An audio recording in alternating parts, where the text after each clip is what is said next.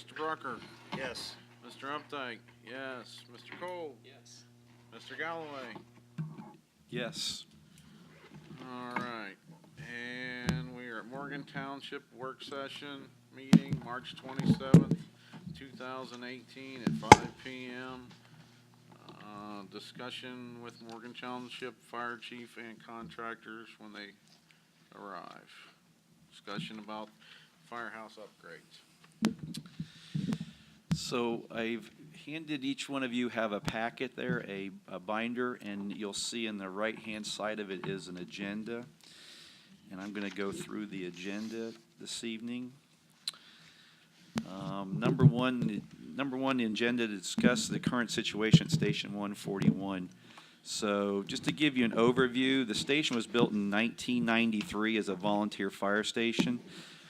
The station currently has 1,853 square feet of living space, which that includes hallways and things of that nature, restrooms and all that. So the 4 bedrooms, kitchen area, day room, the 2 bathrooms and the hallways exist of 1,853 square feet. So that excludes offices? That excludes my office. The other 3 are technically bunk rooms, yes. On Monday through Wednesday, there's a staff of 3 firefighters and then myself, and on Thursday through Sunday, there's a staff of 4. 11 people out of the 30 on the roster have a 12-inch by 36-inch locker. The rest are living out of Tupperware boxes, including everybody's living out of Tupperware box for their bedding. In April of 2010, I just discovered this 2 days ago. In April 2010, Morgan Township Fire Department did a feasibility study for a new fire station headquarters. They got 3 architect firms to send in information packages to the then Chief Mills, but that project never went anywhere forward of that.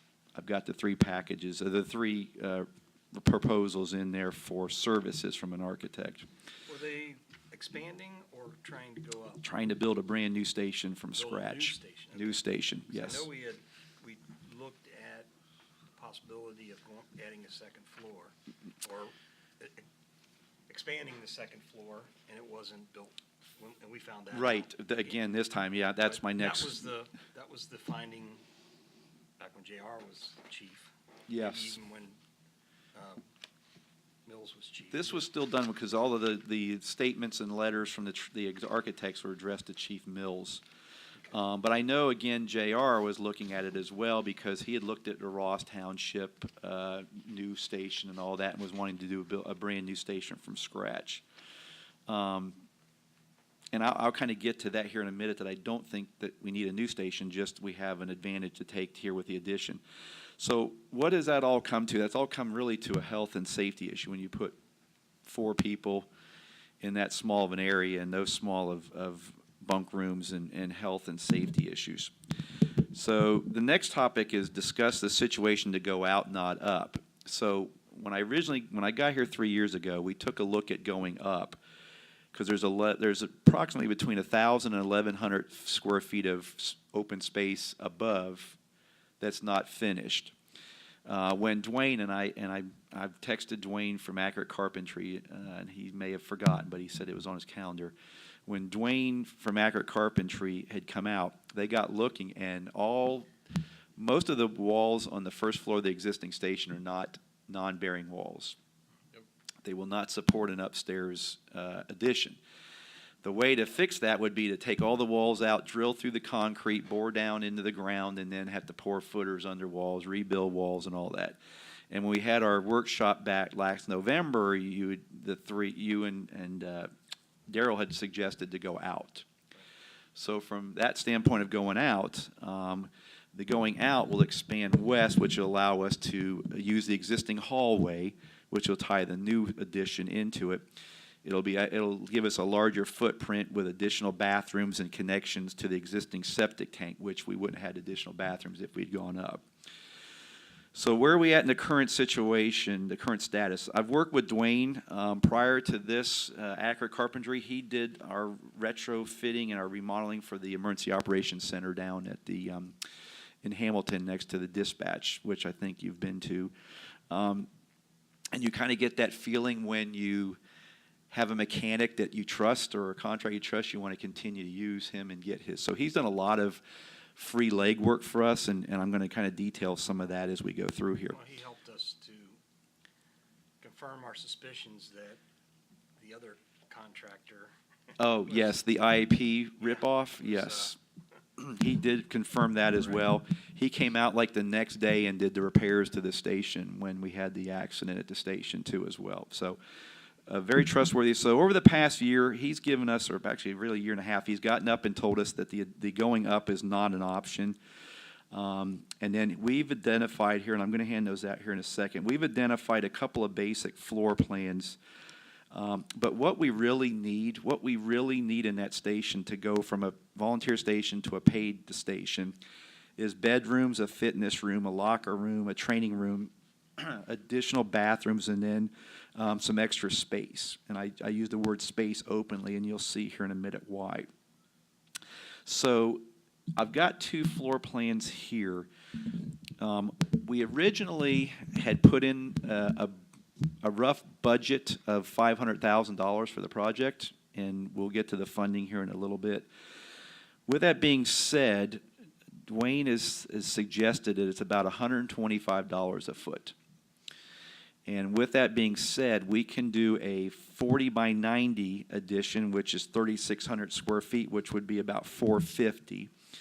Or we can do a 50 by 80 addition, which would be right at $500,000.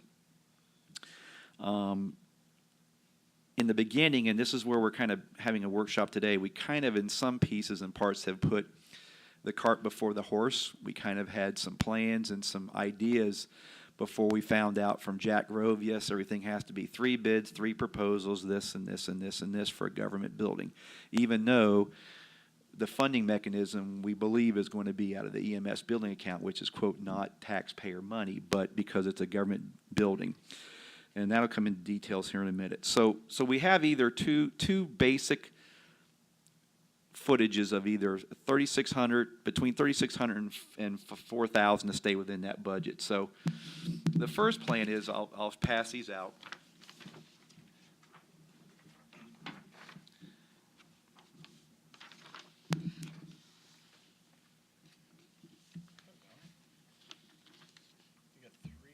There should be 3 or 4. I was 1 for Dwayne. Okay. So Sorry? the first floor plan, I'm going to pass the second one out, and then we can compare the two. This is, they'll say at the top either floor plan A or B.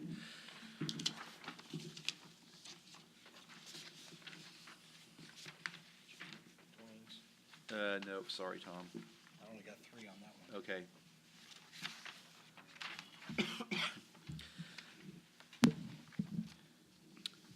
So currently,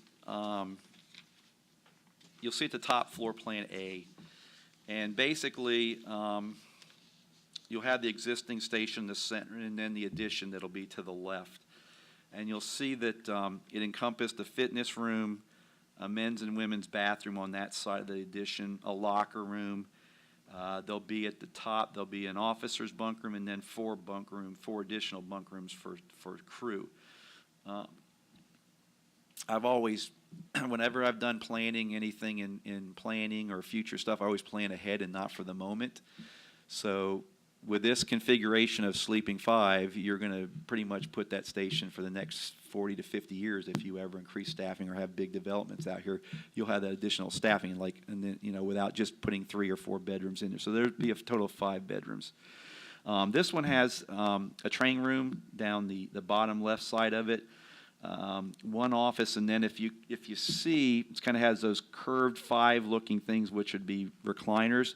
We've blown the wall out of the kitchen because the kitchen day room is so small right now that any additional folks, so the wall will tie in perfectly, according to Dwayne, because there's a header already there above that window. So that's floor plan A, and like I said, when we get with an architect, he may come up with some different options, but if you look up at floor plan B at the top, thank you to Tom, who admired the window I like to look out of my office, to say, why don't you put your office where there's a window? we've kind of done a little bit different here. You'll see where the current my office is the training room up at the top now, and goes across there at the top. And then we've taken that smaller room and made an EMS lab out of it because we have so much equipment, EMS equipment and training props, and we just don't have a place right now to set them up for folks to go in there and do their skills. The difference you're going to see in this map, and this is where I'm going to get to the next bullet point on our agenda, is the men's and women's bathrooms at the very top. Okay, so in your packet you'll see this map right here of the septic tank. So this is the current leaching fields that were put in '93 are there, and there's an existing septic tank there. And this is the map we sent to Ohio EPA with the proposed new septic tank tying next to the existing one and tying into the existing leaching field.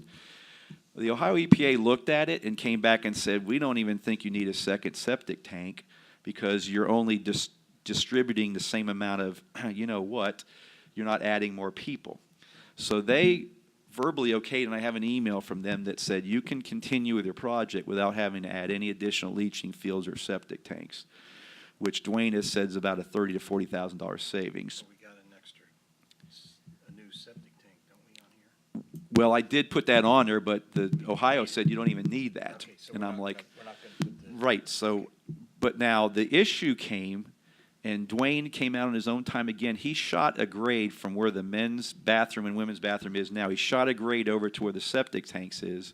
He needs a 2-foot drop, and it's 2 foot 6 inches drop. So we have an extra 6 inches of drop. So that'll work if we put the bathrooms in that back corner, and we don't have to do any plumbing through the wall of the existing station. So that being said, that we changed around up to there and just moved the fitness room down. The only other difference we did is we put myself, and Chief Griffith doesn't have an office. He has to use the officers, the lieutenant's office, and just kind of take computer time away from them when he comes in. Our office would be there. We flipped it and put the training room up in the top where my office and the 2 bedrooms are now. That actually creates a 15 by 35, I believe, training room up in there.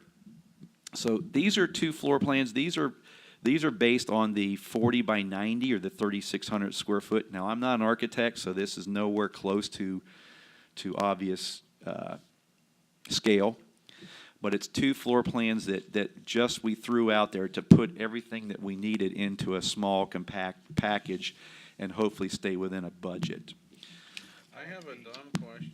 No dumb questions. On A and B, just a thought. You're having a fitness room right across from the bunks. Uh-huh. What if you was to put either the bunks in the top with the restrooms back there and the locker room and the fitness room across from each other to keep the noise down, where you kind of keep the quiet in one area, or you move the locker room and the fitness room to the back where you keep those together where you're not, is that a thought of thinking of, or So is that it's a even, thought. It's a thought that the guys hadn't brought to my attention. They did if want you got somebody running and somebody trying to sleep? Yep. They did want the locker room close to both their bedrooms and then not that far away from the showers. So, because originally there was talk about putting the locker room upstairs, and I got so many complaints that, I'd have to go upstairs and get my stuff to take a shower and come back down and all that. So they kind of threw that out the door. So if you went to So- Plan B and you move the fitness room with, say, the first 3 bunk rooms, switch those? Mm-hmm. That way the bunk rooms are all back by the restrooms. The locker room's not far from it. And that way, And the fitness only is have across one- from the, one and you're talking the room, fitness so- across from the locker room. yep. Okay. There's all kinds of options out there, and that's another one, because, I mean, right now you can hear the guy upstairs on the treadmill running when you're on the bottom floor, And so. my thought is if you just do one, like, soundproof room, or wall between the fitness room and that first bunk room. Mm-hmm, that's, Or that bunk And that room might keeps- not be used anyway. It's the 5th one. right, that 5th bunk room is gonna really be a spare, for future growth, so, That way you keep the quiet area quiet. yep, that's an option. just a thought. That's an option. Are we adding another back door back here? Yes, you see it, see it through that back, that's a second means of egress going out from that one. There was also consideration of putting a door. Do we need that since we're not gonna have living quarters on the second floor? Oh, no, this, you mean on Plan B, A or B? That's on the first floor. Yeah, it's on the first floor. That's the first floor going out that back hallway. Do we need doors out of that stairwell too? See what I'm saying? You mean this?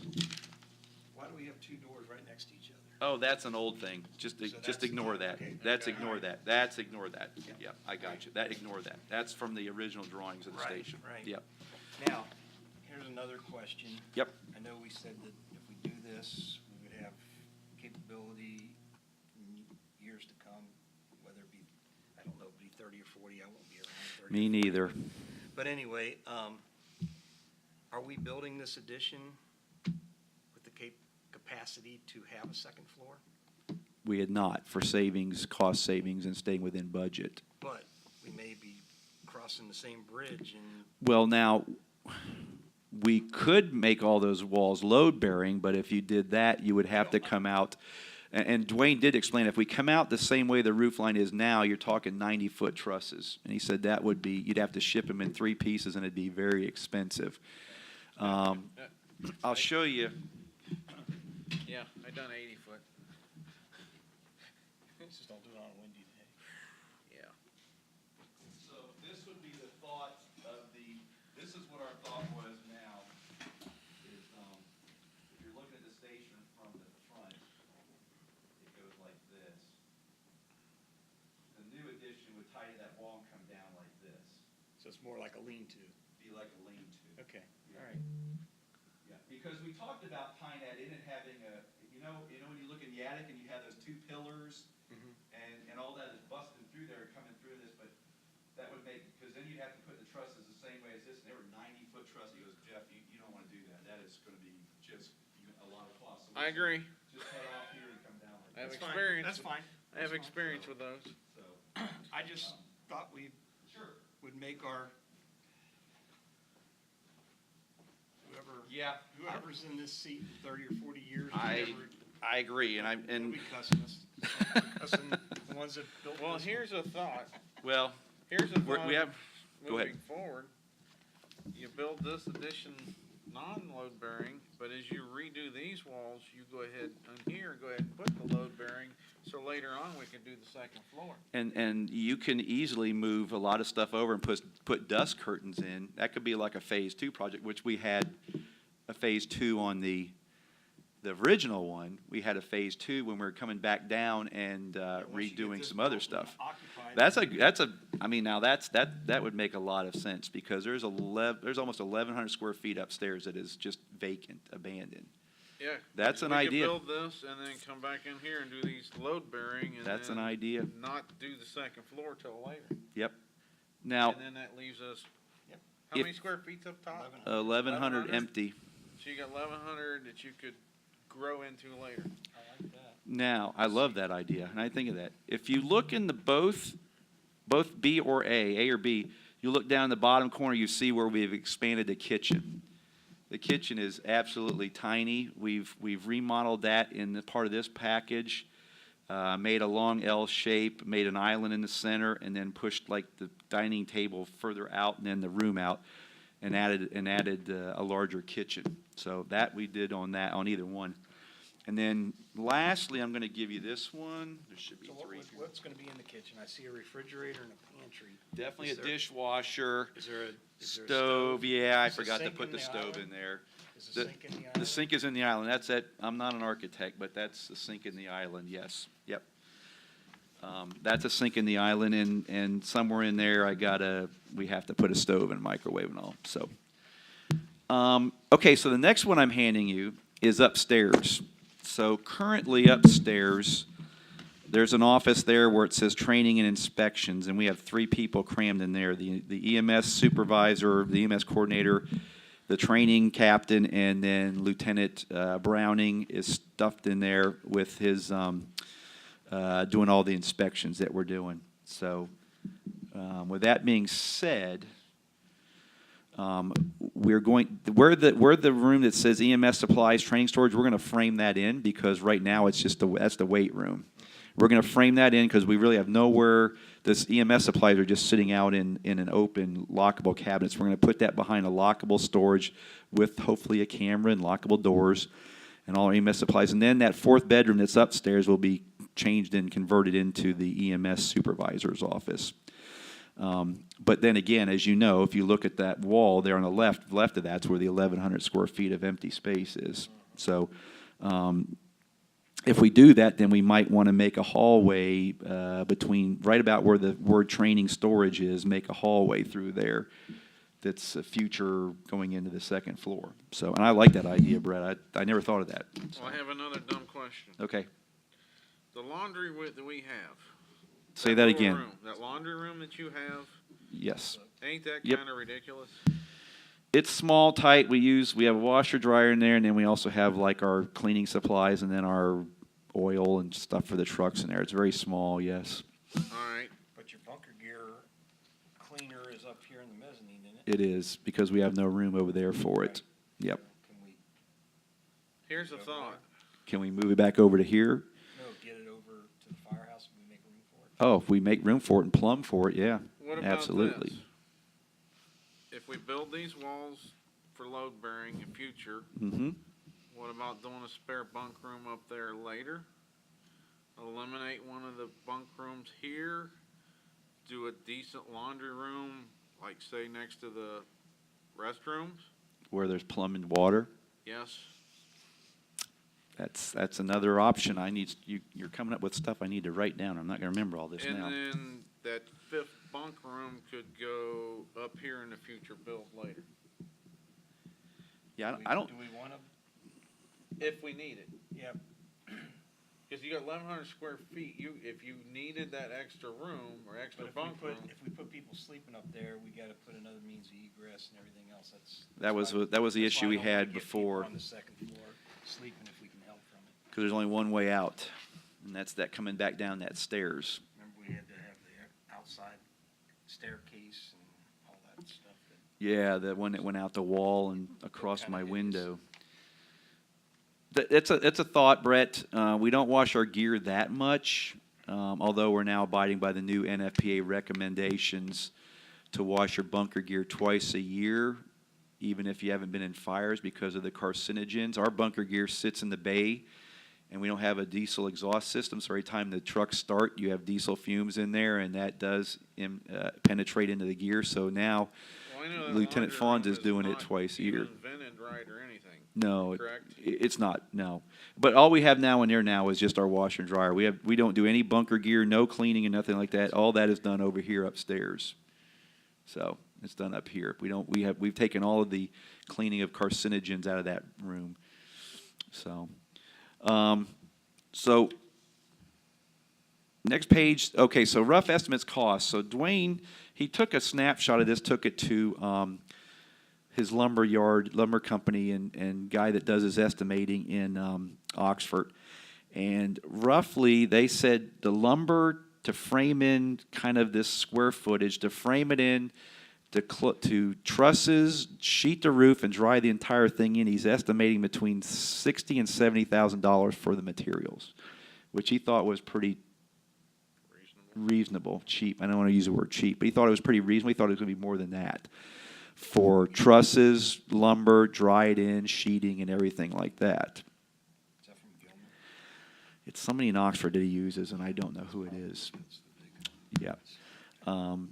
So with that being said, that was another plus, that not having to do a septic system and all that stuff. There is some savings that's starting to come out here, even though we're kind of putting the horse before the cart a little bit.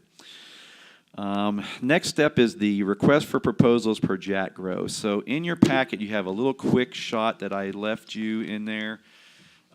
This is Jack Gross ORC that says it has to be state government, public employees. Oh, hold on, here's Dwayne. Hi, Dwayne. Hey. Our workshop was at 5. Our regular meeting was at 7. No, it was 5, because our regular trustee meeting's at 7. That's all right. That's okay. If you're en route, what's that? Sure, if you still can come, they might have some questions to ask you then, absolutely, because we're just going through the whole agenda right now of the building, so, you're good, that's all right. Yeah, if you can continue, they'll have, I'm sure, some questions, and I'd like to at least have you meet all three of them, so, yes, okay?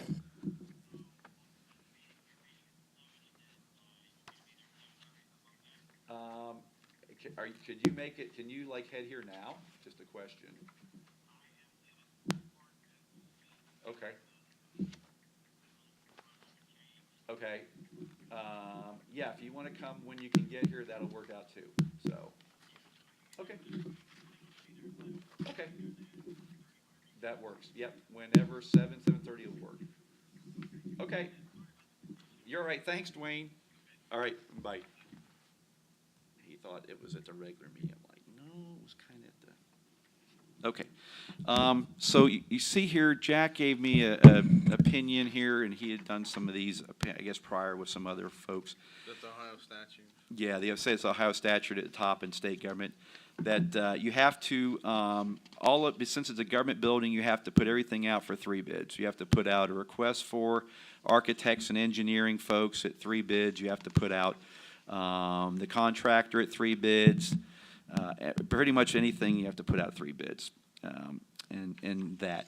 Now, in your packet, you'll have in the back, the gentleman that I met with last week, he is Mark Shoemaker, and you'll see he is with KZF Design, which I met up at the OTA conference.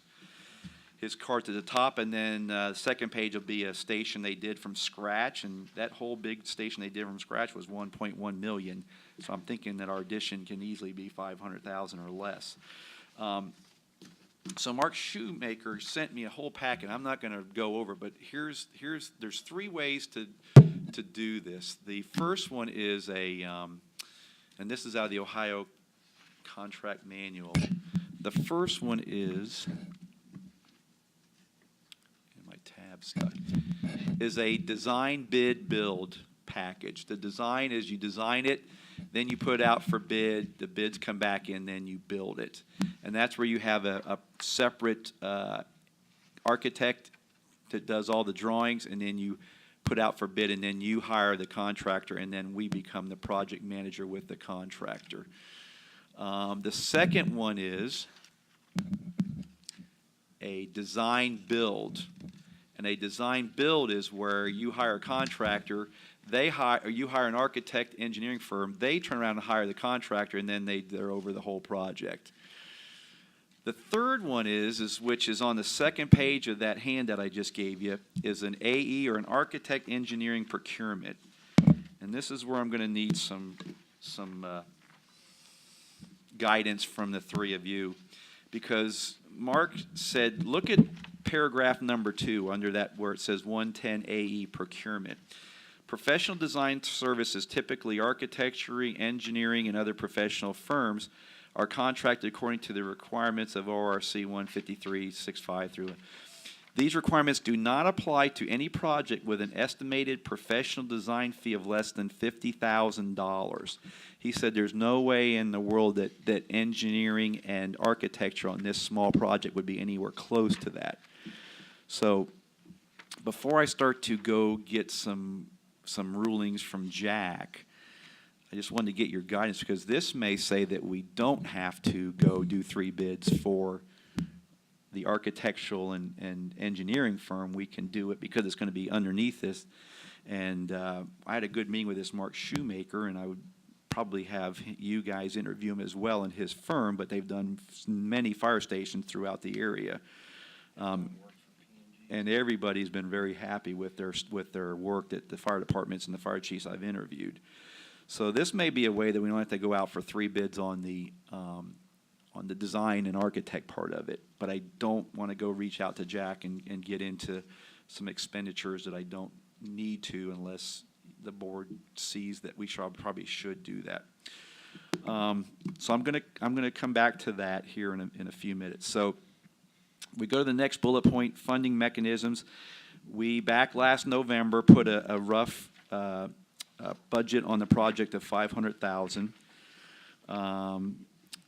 And now I'm going to explain the four phases of financing. So I talked to Desmond Matata from the county planning, and the next community block grant doesn't come out till 2019, and the commissioners are no longer funding any kind of projects like that. They're pretty much funding emergency projects like drainage, flooding, things like that with community block grants. They're pretty much done with playground equipment, fire Didn't our station septic just additions, get or blocked anything up? like that. What's that? Didn't your septic just get blocked up, turned into emergency? My septic. Good try. Oh, Septic tank in the firehouse? thank you, Brad. I forgot about that, yes. So, Building a whole new building. yeah, so that's kind of out as an option. The USDA loan, I left 2 messages with the gentleman that I met at the OTA conference. He's not called me back. Desmond told me that, and so did this guy up at the OTA conference, told me you have to use a specific architecture firm and specific contractors to their agreements. It almost sounded like another IEP kind of.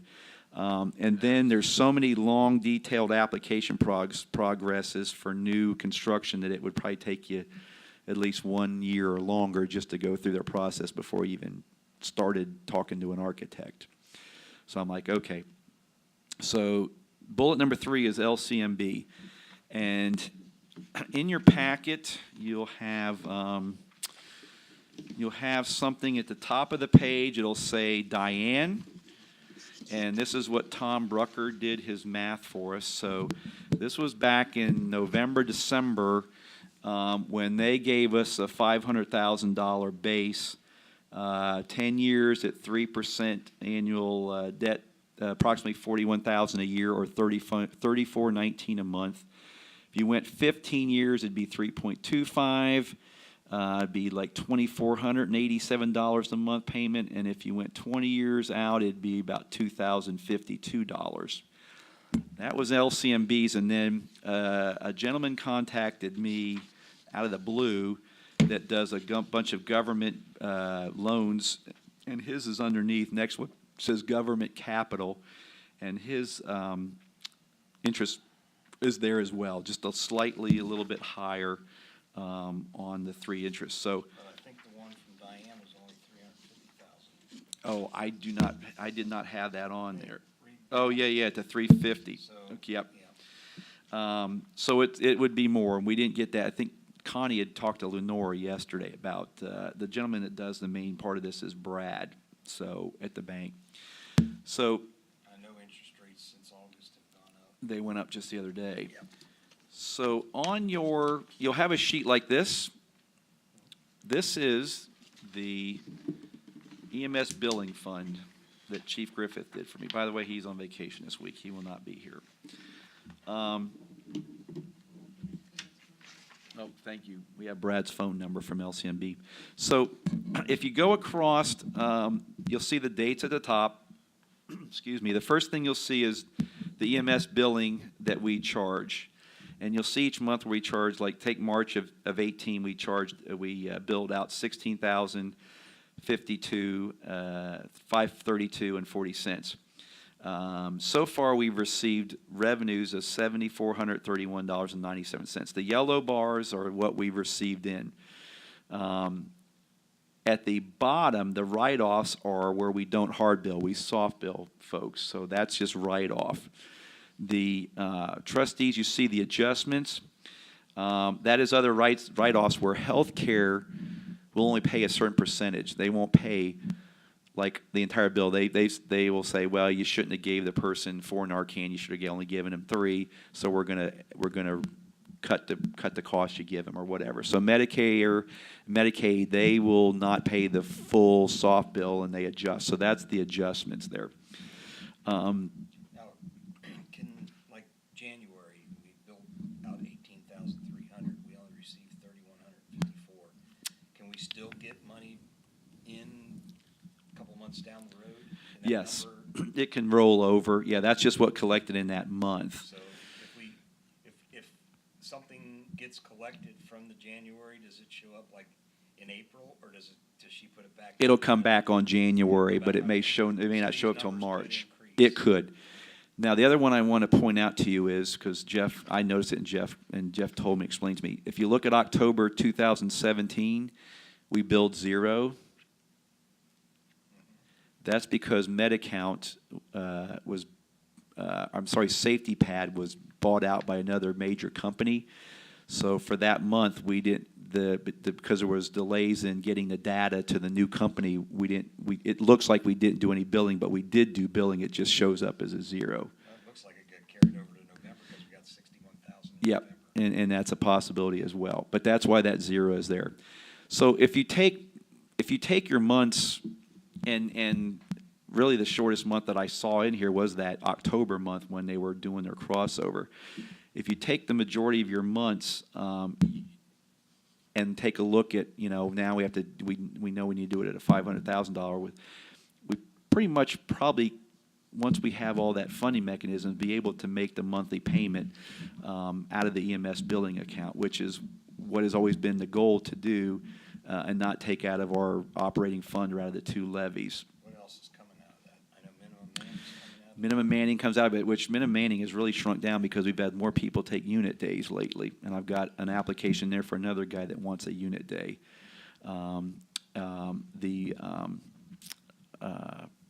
EMS medical directors comes out of that. That's $11,000 a year to the medical director. And minimum manning and EMS supplies are the 3 that come out of that fund. We average about, I'm going to roughly say, about $23,000 to $25,000 a year in EMS supplies. We're taking a hit right now because everything seems to have expired the first of this year or the first quarter of this year. So, but that's the EMS supplies, minimum manning, and the medical director, the other things that come out of that. Just to go forward in, what's that? Minimum manning, when I budgeted that and we did all the math, we projected somewhere around $1,200 to $1,600 a month. This month is going to be minuscule. So at the high, it's been like $1,800. At the low, it's been like $300 to $400. So at the high, $1,800. I think it was right around $18,000 to $22,000 a year. I think we figured minimum manning. All right, I'll figure it 15 or 18,000. So with minimum manning, medical director, and medical supplies, we're roughly around 54,000. Okay. Okay, so if we take that by 12, it's about 4,500 a month. So then whatever we're going to take, that leaves us, if we average, just looking, 7, 5.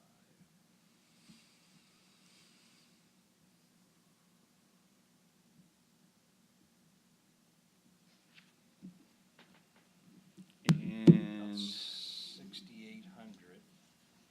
So 4,500 minus 6,800. That gives us about 2,300 that we haven't allocated left from that billing.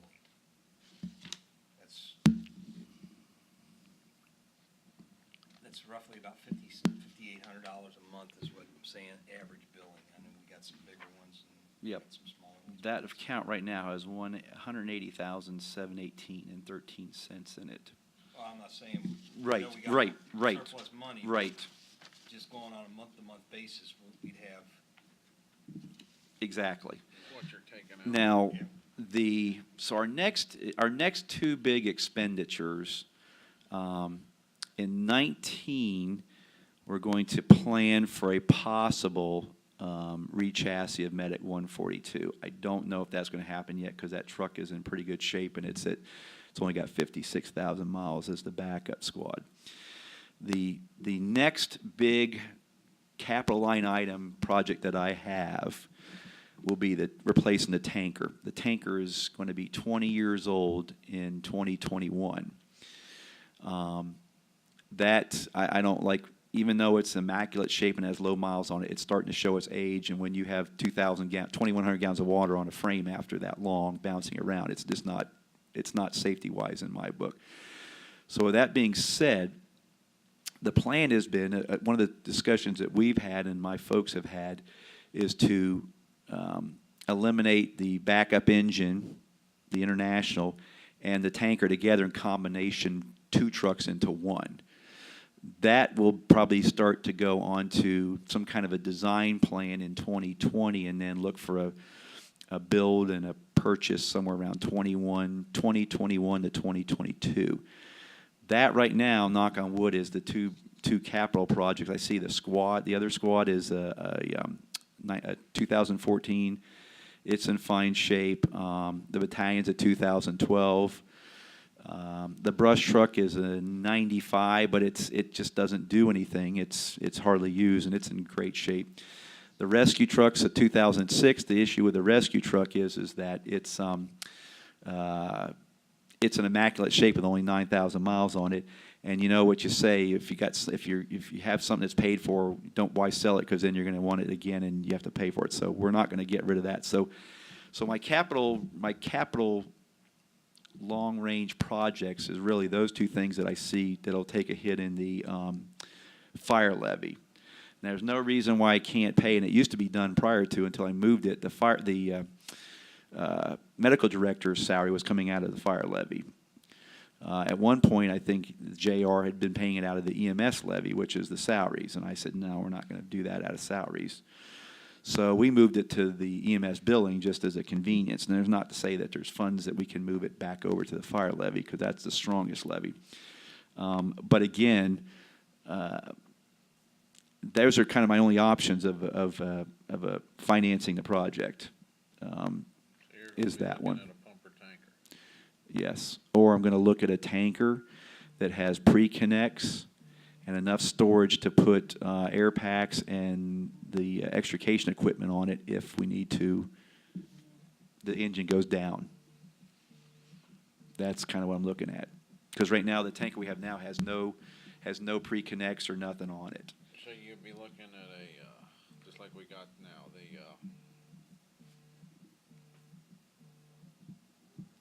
Custom cab? yes, I couldn't think of it, I'm tired. I'm not 100% sure on the tanker that it would be a custom cab and not maybe a.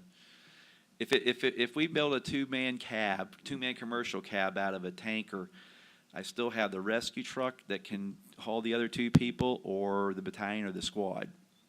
I didn't know if you went with a pumper tanker where you can at least haul 4, and then you've got room to haul all their gear.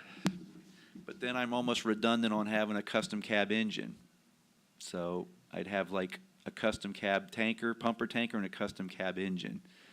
And it's almost like redundant for a 4-person department. So that's the issue. Something to think about. Yeah, If If the 3 mil levy passes in May, and we get that, is anything that we're currently paying out of the EMS billing budget going to be now funded off the new levy? no, that's going to stay salaries only.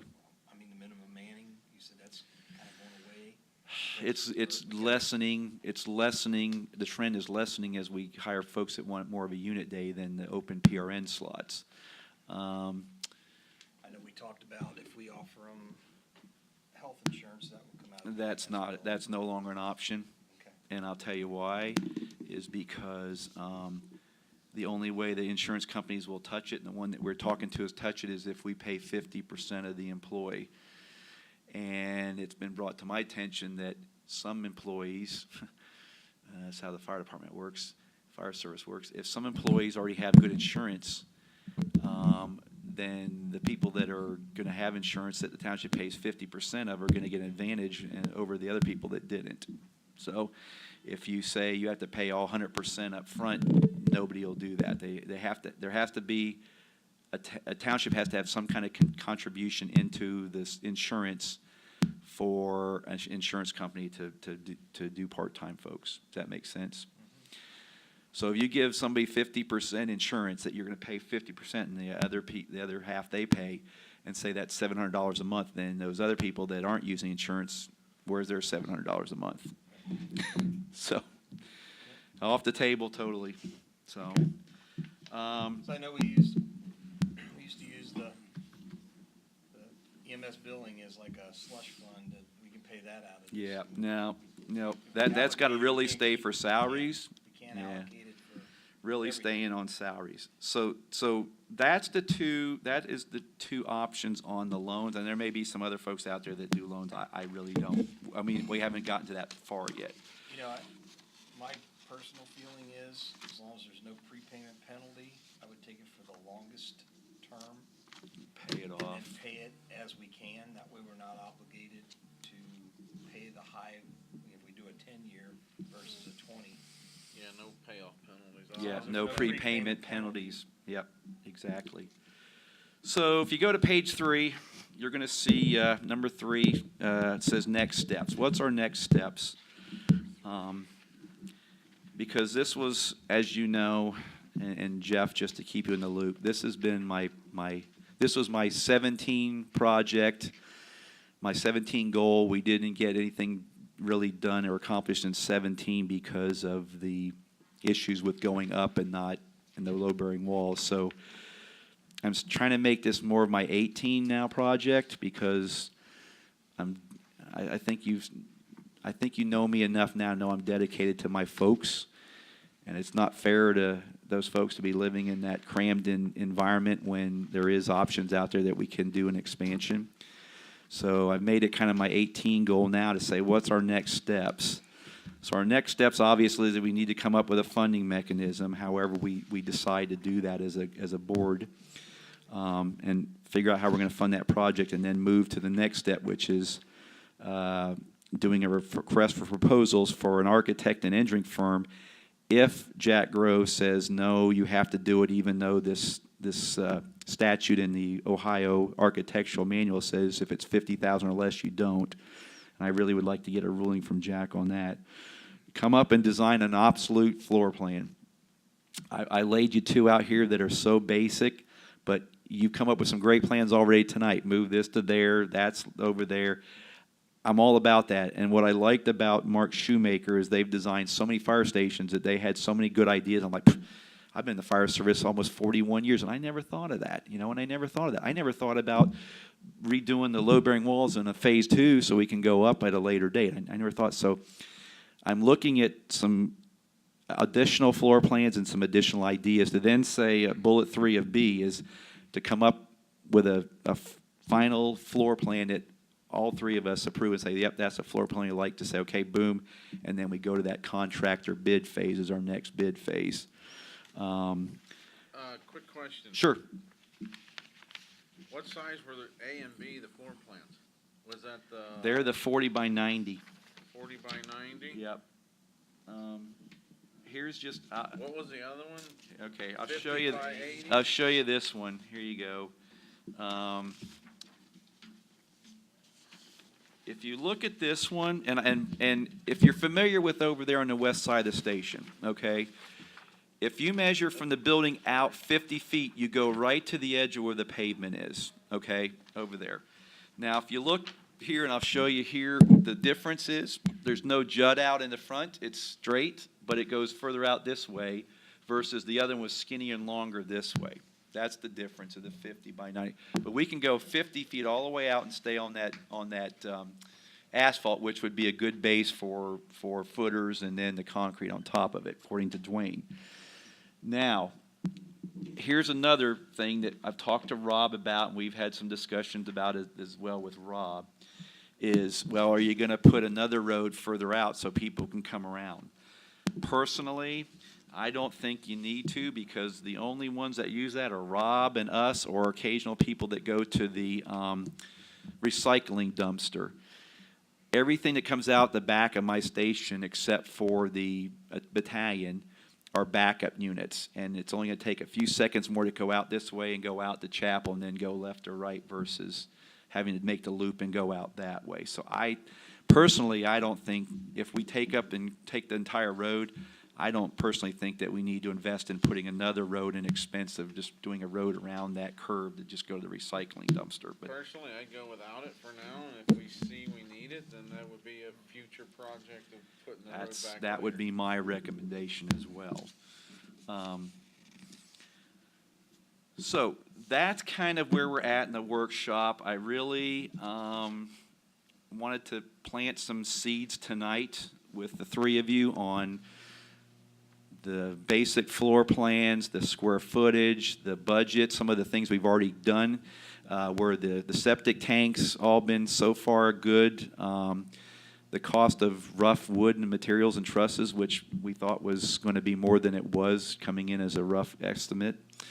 And Dwayne is going to come here tonight, and I think he's going to come here probably about 7 to 7:30ish, and I would still like to introduce you to Dwayne, and get it comfortable. And you can ask him whatever you like after the meeting as well, because my stuff tonight's short for the fire in the township. But I think the next thing that I'd like to know from the three of you is where are we going next with this? Do you think that it's a feasible project? Do you think it makes sense?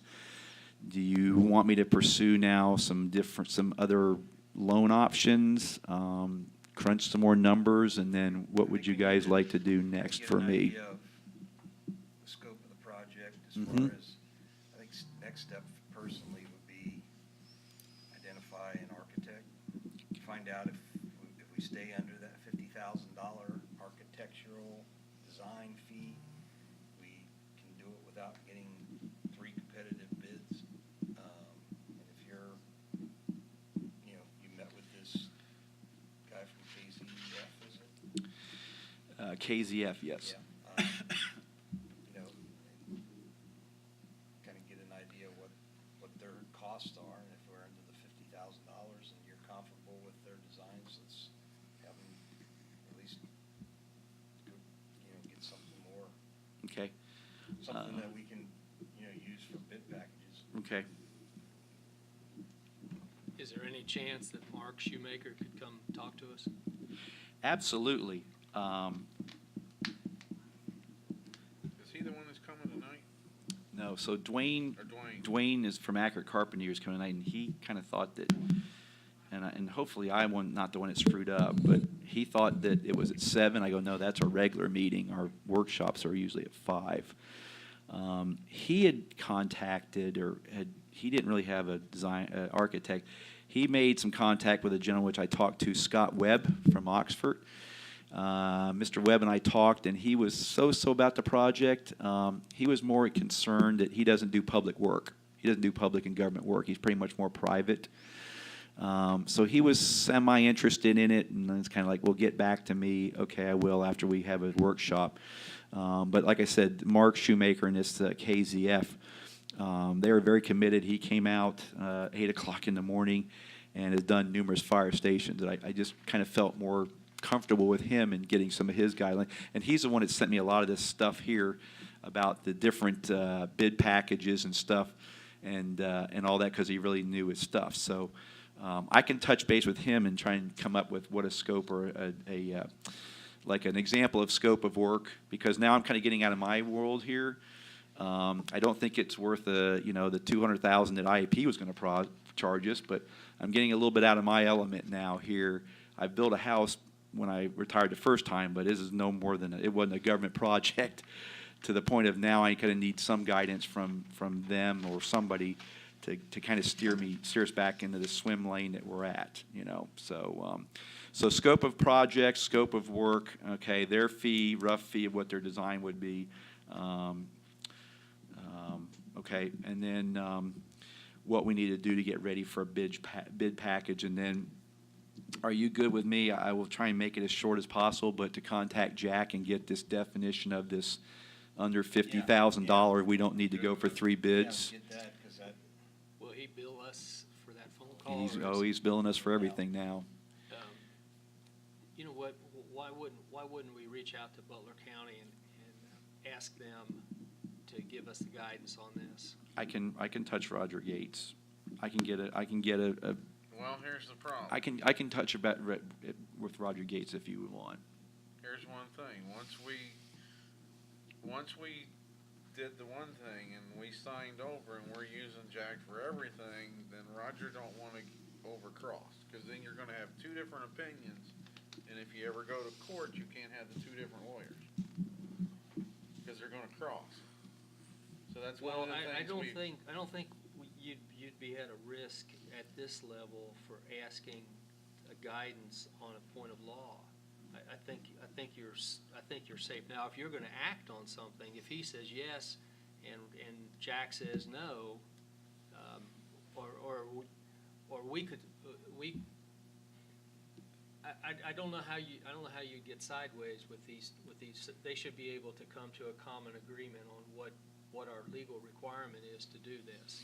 It shouldn't be a tough situation. Now, if you call him up and you talk to him for 5 minutes and you get billed $35 or whatever, Chief, you're smart enough to figure what's the best thing for you. What do you need to know to go forward, and how are you going to spend that money the wisest? So if you want to do that, that's fine with me. How can I say this offline? We're online, so. Are you more comfortable with Mr. Grove than you are?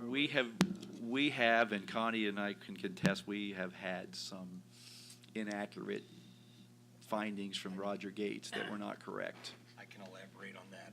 I've talked to him on the same question, same subject matter. And I got two totally different answers from Roger Gates. Did he give it to you in writing, or did he verbal? He's very reluctant to give things in writing. I'll And put it's- it to you this way, and I'm gonna And be his writing is straightforward. usually an email. He doesn't put it in like a brief. It's But that'd be usually fine. an An email would be fine. It's just say, hey, Jack, this is what we've got. Half the Oh, time you when mean ask Jack or them a Roger question- Gates? You're talking Roger Roger, Gates, the right? prosecutor's office. Yeah, but if you got question about his accuracy, and you would take it to Jack, and you say, okay, Jack, we got one opinion, we're gonna pay you for confirmation. Yeah, there's where you're touching. I would be careful because that happened to Ross on the 1,500-hour rule. And I intercepted some emails where Ross asked him, he gave one opinion, then they asked an attorney and she gave a different. And he came back and said, well, why are you wasting my time if you're doing that? And Roger got really bent out of shape in this email that kind of got CC'd to me. So I Let me ask you this. Sure. This would be a better question. sure.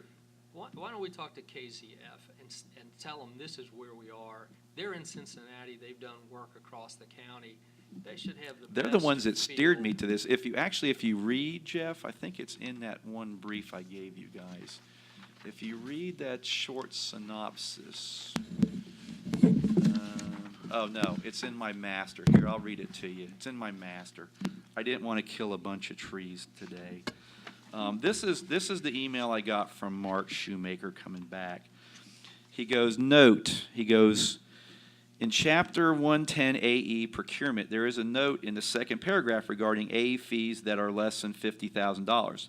Most criteria architect service fees for Phase 1 services that are required for design build projects can be completed well under $50,000 threshold. Phase 2 and 3 are services that are in a design, and is the builder's part of it, are optional. I would have your legal counsel, wait a minute.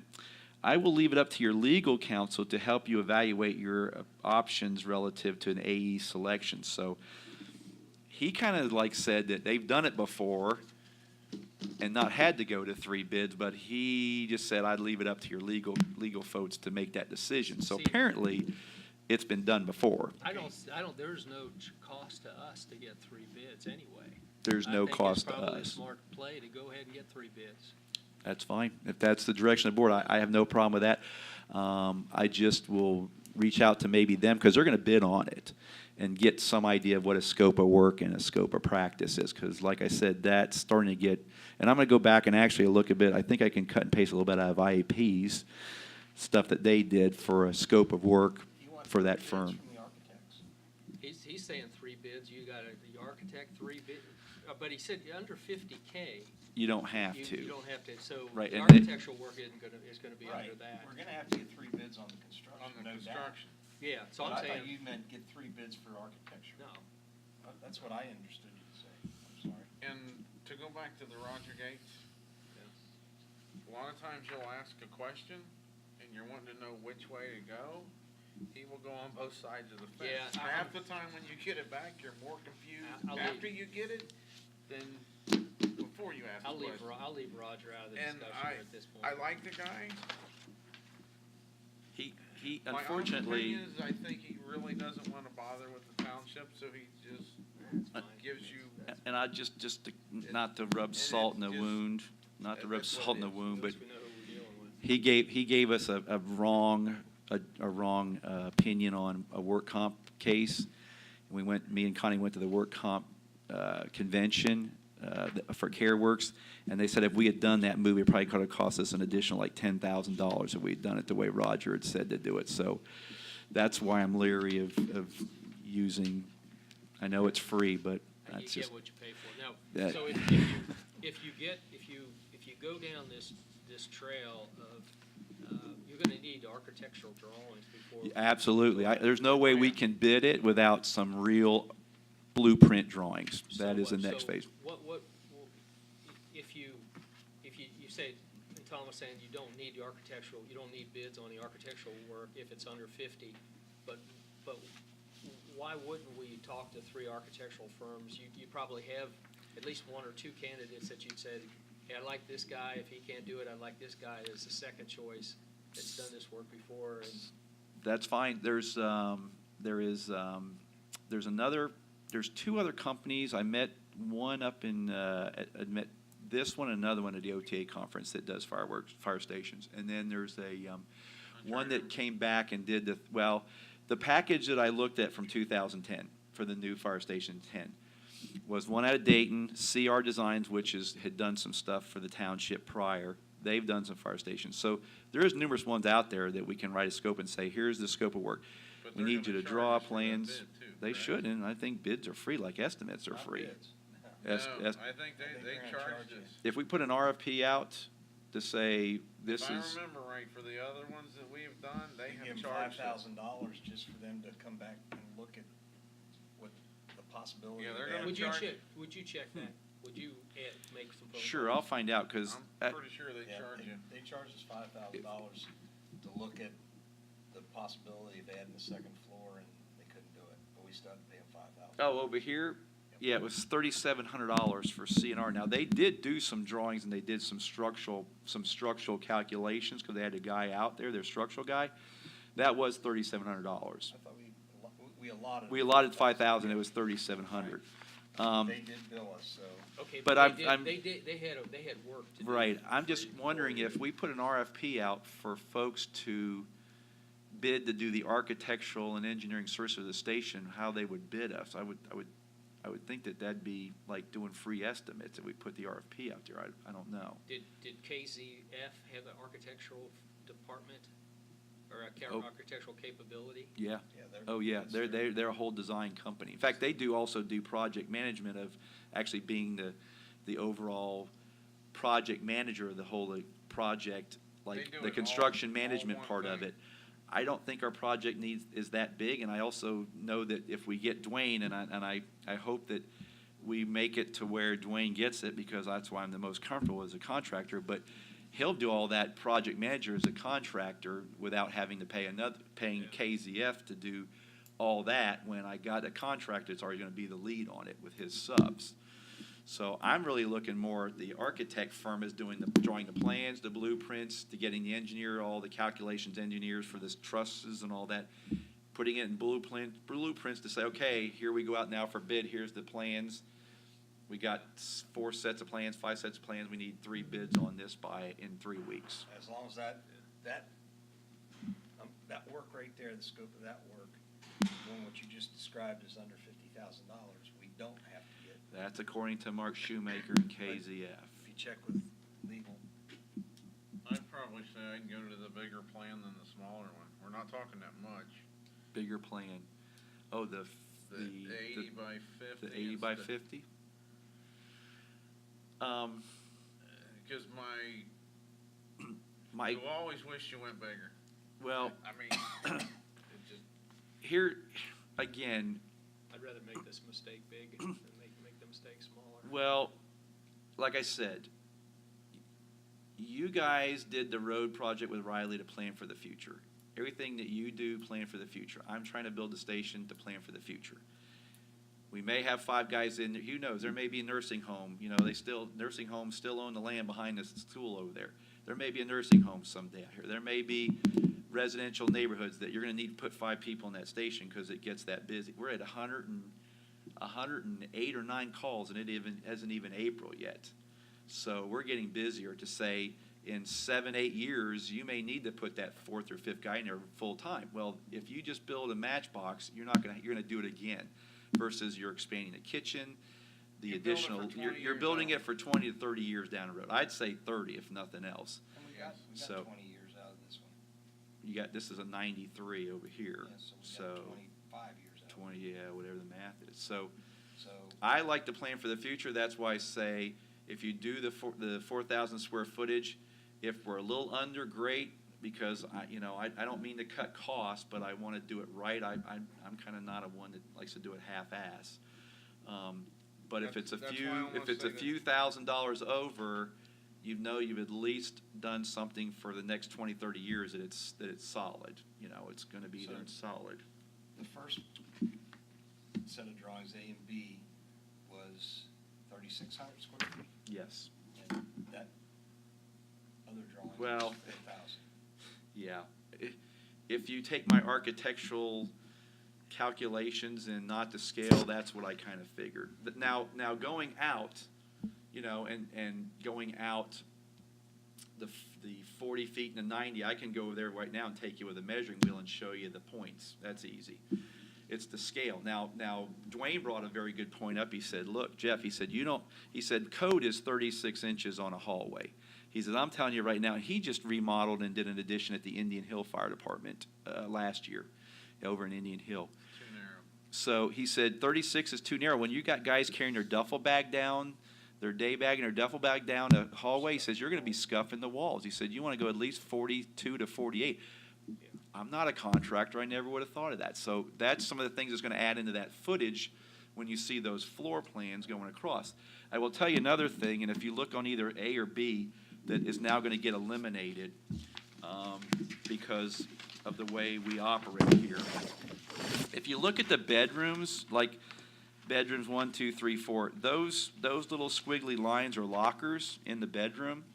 I'm eliminating the lockers in the bedrooms, and I'm only going to put lockers in the locker room because some days this is the only place of 3 jobs that these guys work that they have a chance to sleep in a couple of extra hours. So today I had a firefighter paramedic that works 2 other jobs that slept in till 8 in the morning in the bedroom. I had another one that slept in till 7:30 before he got up and actually had a half of a day off before he goes back to work tonight. Well, if I have lockers in that bedroom and the guy comes in at 6 in the morning and the guy is sleeping in that bedroom with the door locked till 8, he has no way to go get in and get his uniform and clothes. So to that point, I'm going to pull all the lockers out of the bedrooms and just have them all in one locker room. And Well, here's one thing too. If you look at B and you look at A, you got a long, narrow training room. yes, B, you got the other training room. Personally, I think you get, when it's long and narrow, it's harder to train. When you got a bigger, wider, more square is a better training room. My personal opinion. Just from being in, Training room gonna change? see how the training room's here on this one? Yep. And it's a training room is here on this one. But if you did this first build with this plan here, you could do phase 2 where we do this all in that load-bearing walls to redo this in here for the future plan of going up. I just look at the training room here, how it's long, Are thin, your- and narrow, if the 3 of you, and how this is, if the 3 of you will crunch in here for a second. if you see where,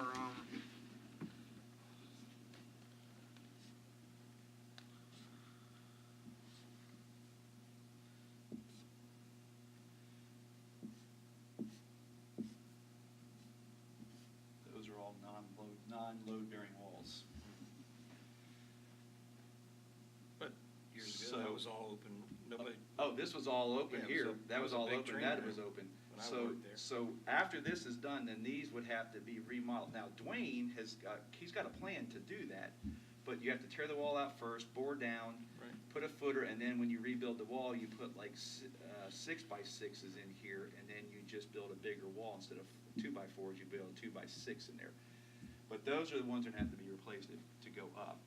And that's why it was really not conceived to go up with all that kind of damage you had to do here versus the two of you and Daryl saying go out, so.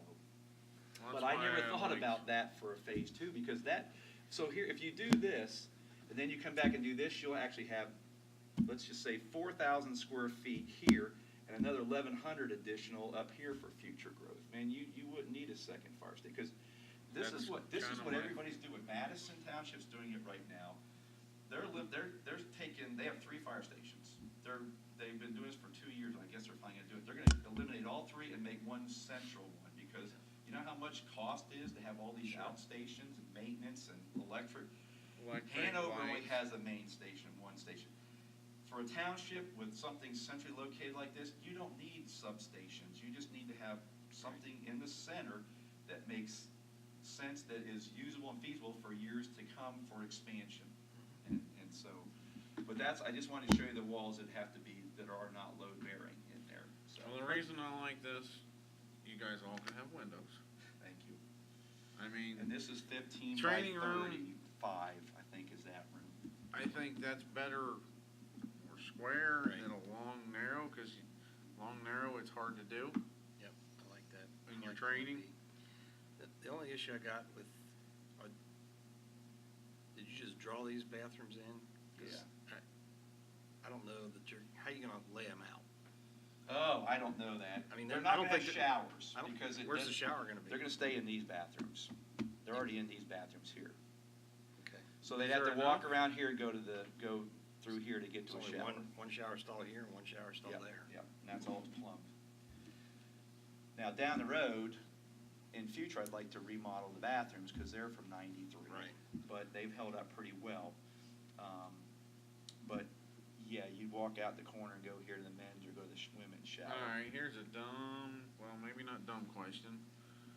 If we redo the laundry back here, could you not increase this in that main build for a second shower? Cause you always have more men than you have women. You could.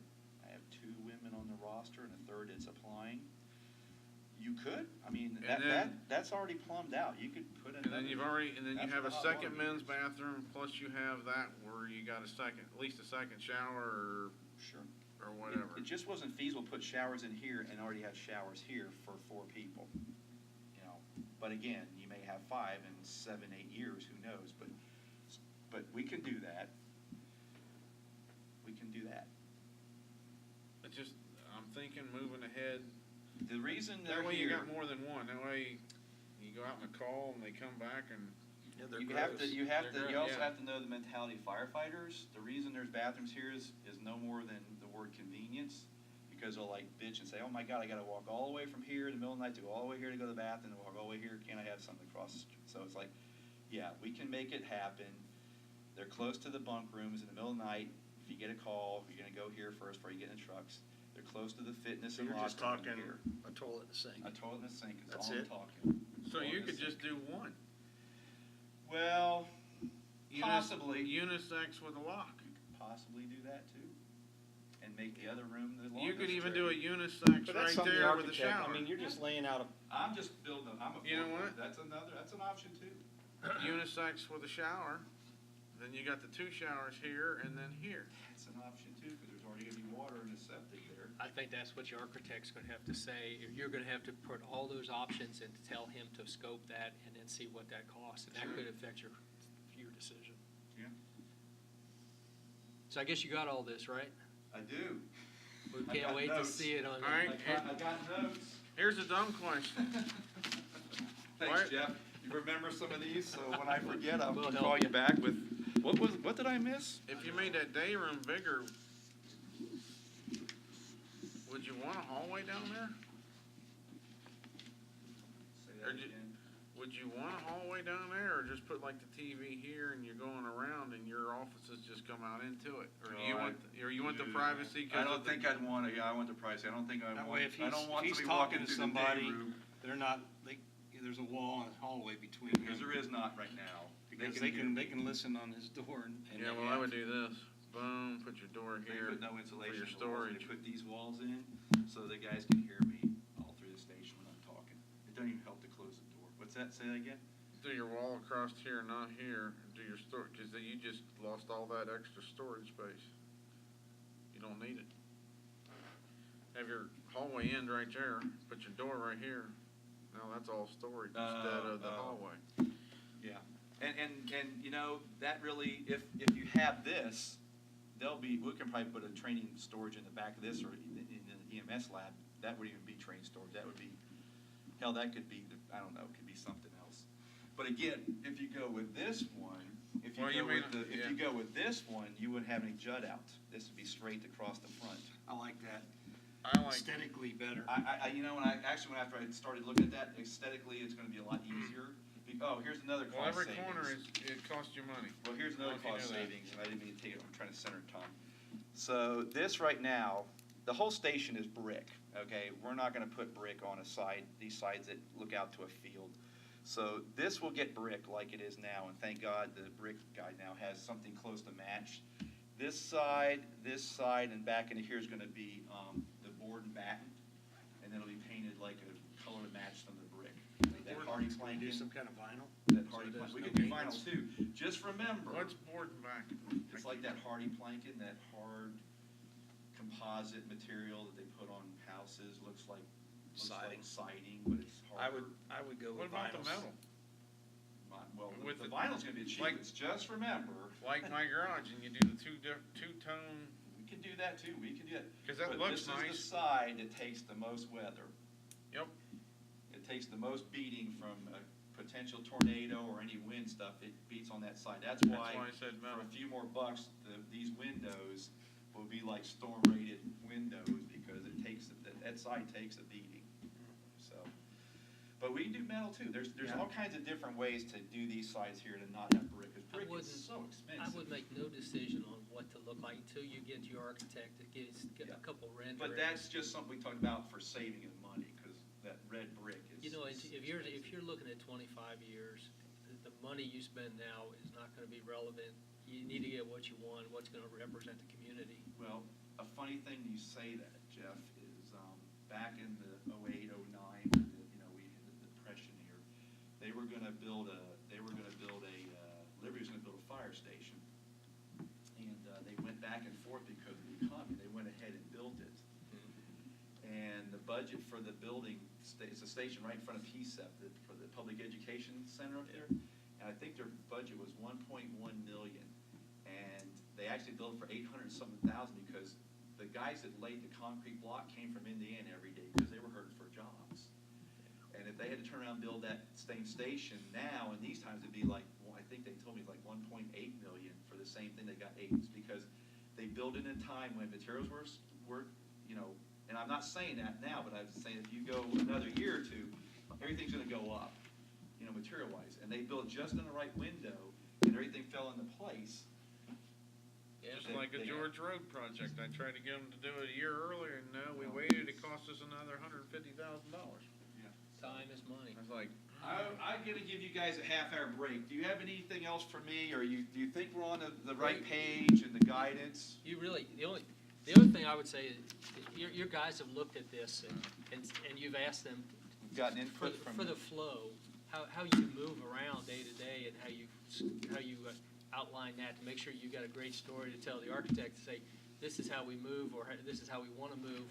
And and that's, they'll have Jeff, you why plan. they said don't put the locker room upstairs, because guys are gonna bitch that have to come down the stairs with their gear, to their shower stuff, they take a shower, then walk back up to get dressed versus the locker room. I said, okay. So you said those walls aren't load bearing, but you can walk up there and you can, Yeah, there's offices up there now, But not on that part of it. not on that part, no. there's a whole There's area offices that's up there, nuts. but it's, This is why.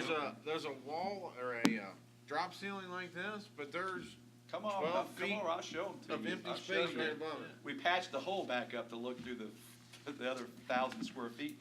But I'll show you what we're talking about up there. Okay. Absolutely, yeah, that's not a problem. Thank you for your time. The folks over there they know what's happening, they know they just are kind of itching to get something too. I've got one of my firefighters also works at Westchester, who is very involved in health and fitness, and he's already laid out a whole room, of weight equipment and stuff that we have currently now, and some other stuff, which is this guy's finding like full sets of the universal machines for a very reasonable price. So, and that there is grants for that for firefighter education or firefighter fitness equipment. So he's laying out the fitness room, and I've got some other guys that are working now with some other things towards that. So again, when Dwayne comes in tonight, I definitely want to introduce you and have him just discuss a few minutes with him, because I think you'll get a bond. The guy is very trustworthy and very reliable. And again, just to close the loop, is like I said, in 2009 and 10, Brett, I think you're on my board then, is when he gutted the old agricultural building there across from the elections office, and did all the work in there and built an emergency operations center, the dispatch center, and then where the radio shop is. And just quality, and he's there every day on the job and everything like that with his folks. So that's just the trust of hoping that we make it to where he gets that project. So If everything fell into place, what's the timeline that you? that's a great question. I would love to, if the funding mechanism's there and the plans and the bid process, I would love to break ground by like summer. Does the levy have any impact on what No. your financial None. scoping out on this? None. The EMS levy is going for salaries, which is the EMS levy. That's our salary levy. The fire levy was revoted in 15, so it's got a few more years before the fire levy. That's really our operational fund right there. The EMS billing fund is where we bill on runs. And we bill three ways. We bill a basic life support, a BLS, when we take them and basically it's a ride to the hospital. They get charged an X amount of dollars per insurance standards. If we have an ALS 1, that's where we give them oxygen and maybe an IV for precaution. If we go an ALS 2, and then that bills at a certain dollar amount. I don't know if it's, I know the top one minus mileage is $800, and that's an ALS 2. That's where we give all kinds of narcotics and medications and all that. So there's 3 different cycles there of collection of when we bill. So Have you ever used Microsoft Project? I have not. I know AC has. Chief Griffith has. I have not.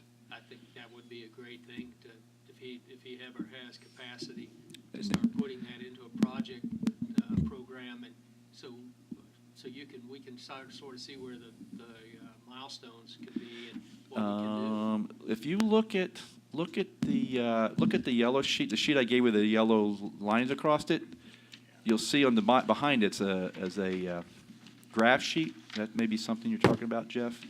You're getting a little out of my computer knowledge now. I think he's already got more what you're asking for if you just The yellow one, Jeff, if you look behind it, there's a graph. Yeah, I saw that. Is that something more you're talking about? Well, it lists every activity, and it puts it into chronological order, and you know which one has to start before. Chris would be the guy to go to. You would know which one has to start and finish before the next one. For this project you're talking about. Everything, Okay. from finance to the legal to A lot of the architects will do that for you. and very well they do that. They would do that, Yeah. perhaps. And that segue into my next question is, when do you want to try to talk to KCF?